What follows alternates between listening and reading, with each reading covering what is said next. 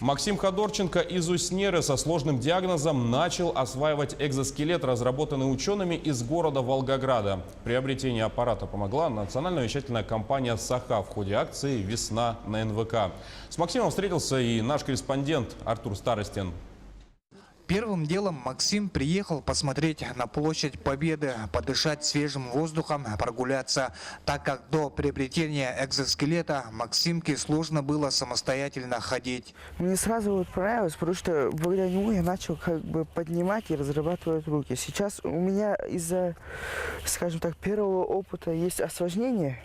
То, что я не очень легко могу поднимать, но в течение полугода я должен вот это вот именно разрабатывать. Через полгода, даже может раньше, Максим подружится с аппаратом, и его движения станут более свободными. То, что он уже сам крепко обнимает любимую маму, это для них счастье. Он уже в дальнейшем будет сам самостоятельно и кушать, и он все будет сам делать. Мы очень счастливы, что познакомились с такими врачами, как Воробьев Александр Александрович, как Федор Алексеевич. Мы очень счастливы, что мы побывали в таком прекрасном городе, как Волгоград, где очень дружелюбные люди, где везде всегда понимают. За все спасибо. Семья Ходорченко бесконечно благодарны всем, кто им помог материально. Я хочу выразить также благодарность тем врачам в институте. Сан Саныч, Федор Алексеевич, вам привет огромный, если вы это видите. Очень добрые люди. Особую благодарность семья выражает коллективу национальной вещательной компании «Саха», подарившей сертификат на приобретение экзоскелета.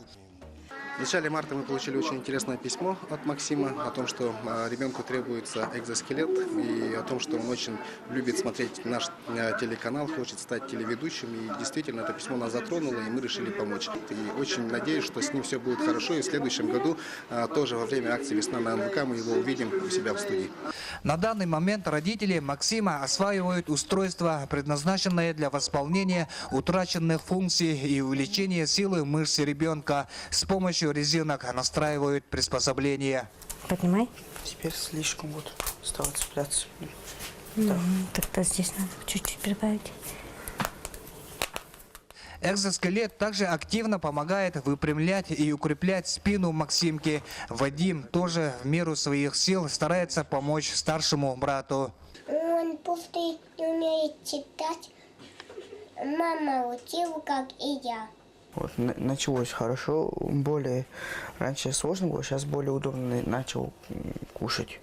Семья Ходорченко всегда надеется на лучшее. Они счастливы вместе и радуются каждому дню. И то, что Максим для своей первой прогулки выбрал площадь Победы, очень символично. Впереди у него еще много побед. Артур Старостин, Светлана Поцелуева, Аймиконский район.